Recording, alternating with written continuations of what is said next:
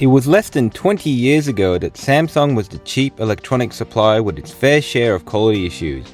Today, it's a leading player in electronics, everything from smartphones to televisions and white goods. This brings us to obvious parallels in the automotive industry with the likes of Kia.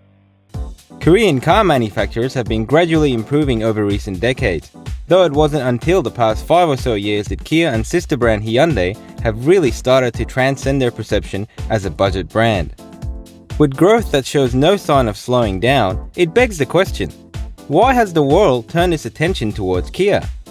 Inspiring design is certainly an area that can't be underestimated when it comes to Kia's transformation. The Korean company admits that appointing former Audi designer Peter Schreier in 2006 has certainly paid dividends, but surely there's got to be more to the success story here than just a pretty face.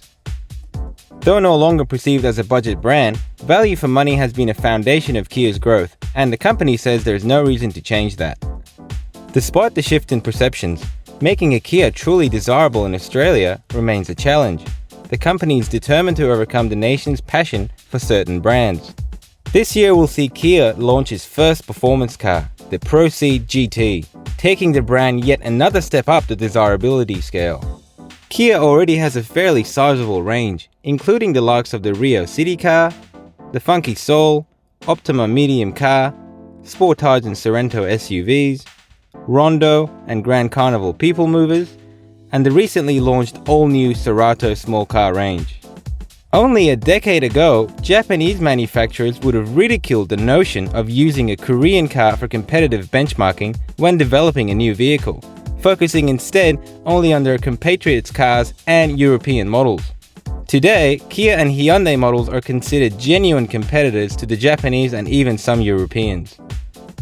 Western car manufacturers were caught out by Japanese rivals in the 1970s and 80s, when Toyota brought to market cars that were popular with young buyers and gained a strong following.